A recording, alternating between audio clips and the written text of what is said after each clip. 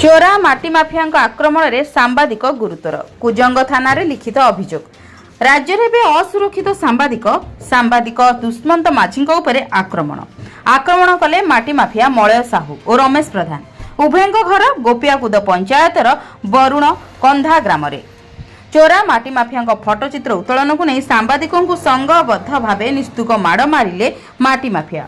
ए दुई माफिया विरुद्ध में कुजंग थाना अभियोग आने सांबादिक दुष्मंत माझी।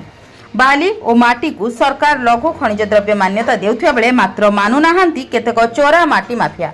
दिवा लोकरे हेउछि लघु खनिज द्रव्य चोरी। माटी माफिया को प्रशय देउछि किए कहा नेटवर्क रे हेउछि खेल। चाषी माटी माफिया विरुद्ध में अभियोग कले भी हेउनि कार्यानुष्ठान। एठी चाषी निराश केबे निद भांगिब लघु खनिज द्रव्य विभाग। एपरी घटना घटी जगतसिंहपुर जिला कुजंग ब्लॉक अधीन गोपियाकुद पंचायत षंढझक निकटरे।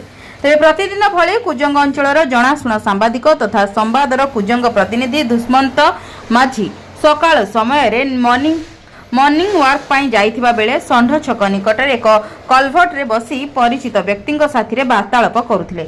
ठीक से समय ट्रैक्टर जोगे चोरा माटी माफिया माने माटी नहीं जाउथिबा बेले सांबादिक दुष्मंत माझी फटोचित्र उत्तोलन करथिले। जहाकु नै चोरा माटी माफिया गौरांग साहू और रमेश प्रधान संघबद्ध भावे दैनिक संवाद खबर कागजर कुजंग प्रतिनिधि दुष्मंत माझी को अश्लील भाषा रे गालीगुलज करबा सह निस्तुक माड़ मारथिले। मात्र सेठारे वार्तालाप करुथिबा भद्र व्यक्ति जगेश्वर पंडा अटकाइबारु तांकु मध्य अतर्कित भावे मरणात्मक आक्रमण करी घटनास्थल चंपट मारिथिले। जहाकु नै सांबादिक दुष्मंत माझी स्थानीय कुजंग थाना रे लिखित अभियोग करबा सह जिलापालक जन अभियोग शुणाणी रे मध्य अभियोग करबा सह आक्रमणकारी विरुद्ध रे दृढ़ कार्यानुष्ठान ग्रहण करिया पई प्रशासन को निवेदन करछन्ती।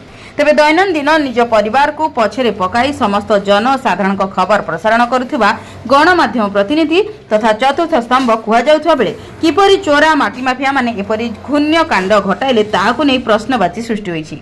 एपरि अप्रीतिकर घटना को घटाई गणमाध्यम प्रतिनिधि को माड़ मारिथिबा माटी माफिया उपरे केबे हेउछि पुलिस रो कार्यानुष्ठान और केबे ठप हेउछि माटी चोरा चलाण ताहा उपरे रहिछि समस्तक नजर। जगतसिंहपुर संतोष मलंग रिपोर्ट जन अधिकार लाइव।